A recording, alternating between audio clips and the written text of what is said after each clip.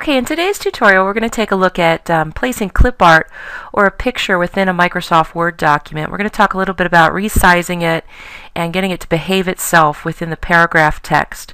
I have open a Word document that just has some generic text within it. My insertion point is blinking here at the beginning of the first paragraph, and initially that's where I'm going to place my picture or my clip art, and then I'll show you guys how to move it around. To get the picture or clip art into the Word document, initially you're going to have to come up here to the ribbon and pull the Insert tab forward. And once you pull the Insert tab forward on the ribbon, you're going to be looking for a group called Illustrations. Today I'm just going to pull a graphic from clip art, so I'm going to click on clip art. And if you've never used clip art before, it pops up in a side panel over here, and basically what you're doing is a keyword search for an image or a drawing.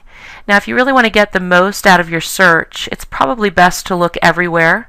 So you may want to double check here that you're looking in all collections, especially the web collections. Microsoft has some pretty cool stuff out on their website. Just for the sake of keeping this generic, I'm going to search for the word snow. And let's see what I got here.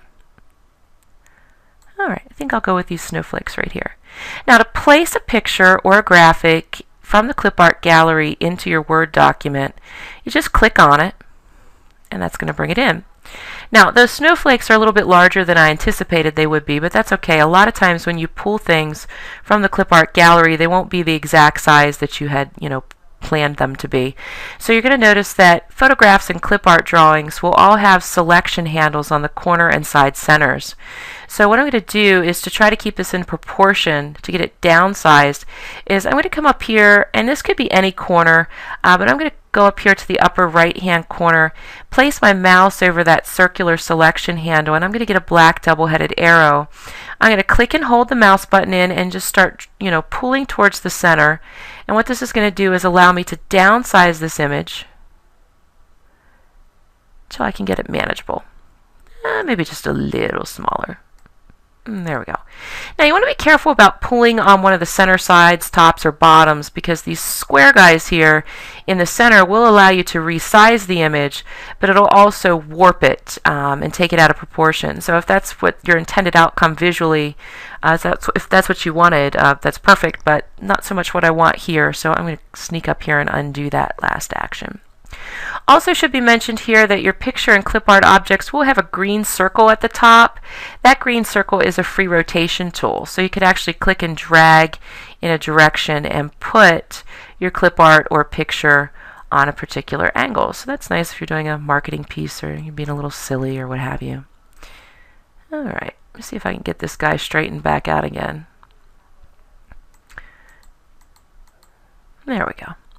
Now when Microsoft Word places a picture object or clip art object into the Word document initially, its alignment is something called Inline with text, which essentially means Microsoft Word is treating the picture like a character of text that you would type within a paragraph. So what happens is a lot of times people put in a picture and then they want the freedom to drag and drop it, and they find that when they drag and drop it, it's almost like you have text selected and you're dragging and dropping it. So that is the intended behavior initially of a picture object in Microsoft Word. So you don't have a whole lot of flexibility in regards to getting the text to behave within the placement of the picture. So the purpose of this tutorial really is to explain to you the contextual ribbon under Picture Tools called Format, because this is where you're going to find a lot of the goodies that correspond with making this picture behave the way that you intended it to behave.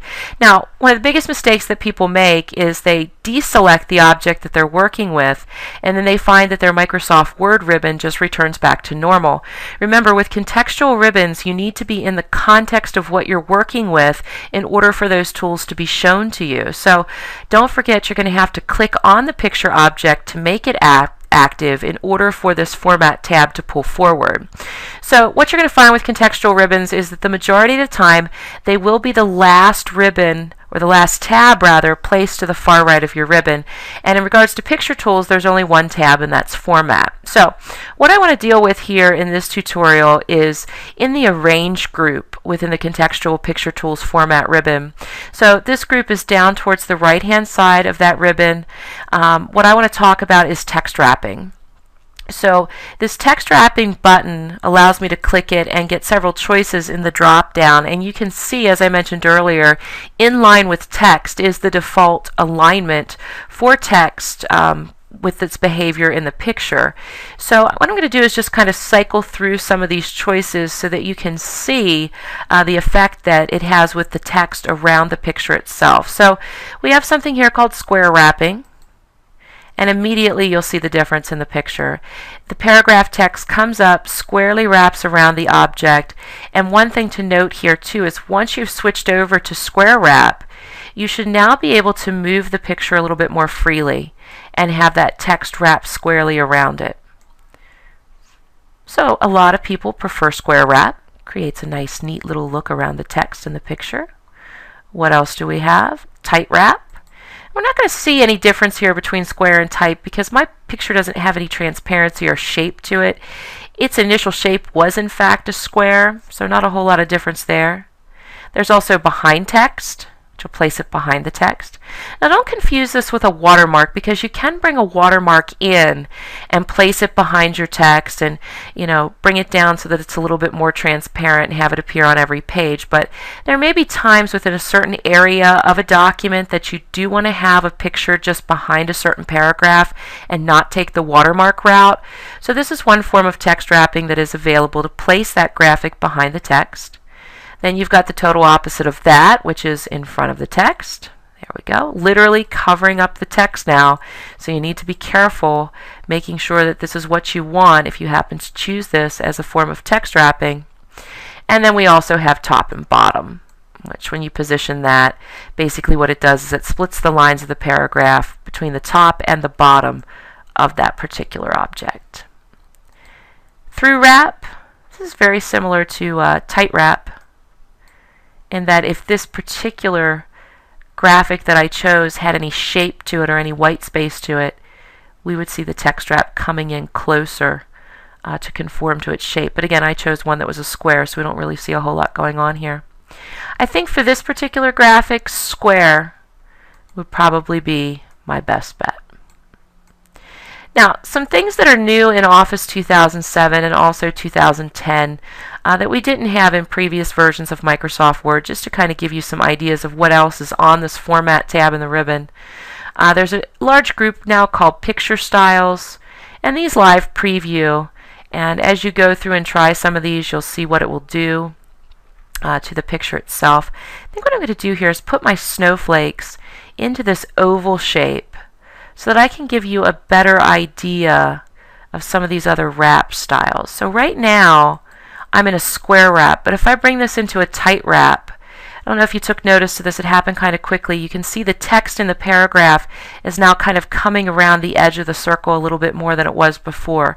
So let me switch this back to square. See what I mean there? See the left-hand margin of that paragraph getting tighter against that particular object. So having a shape that has something other than a square edge, you can get a better idea as to what some of these other text wrapping choices will do for you. Now, in addition to these picture styles that are available, the very first group on the ribbon has some recolor choices that we didn't have in the past, so just take a moment to show you that. Under recolor, they have these dark and light variations of color modes, so you can go in and kind of give your document just a slightly different look. Or I shouldn't say your document, I should say your picture. There we go. I'll choose this lighter blue variation, and there we go. So when you bring a photograph or a piece of clip art into Microsoft Word 2007 or 2010, your best bet is to look for the contextual format ribbon that should appear to the far end of your standard ribbon within Microsoft Word. To control the text in the environment surrounding the actual picture or clip art, use the tools within Arrange. If you want to change the overall style of the picture, maybe reshape it a little bit, take a look at these new picture styles. And if you like the picture but maybe it's not quite the right shade, come down here to the adjustment group and find Recolor. Now, all your traditional tools that have been in Microsoft Word for quite some time, brightness, contrast, picture compression, stack order, bring to front, bring to back, or send to back rather, you'll find all of these tools on this contextual ribbon. So the nice thing about Office 2007 and 2010 is that they've eliminated the floating picture toolbar. Now you know where everything is located that would help you in the context of the picture. It's located within your Format ribbon under your Picture Tools area of the contextual ribbon. Hope this was helpful. Until next time.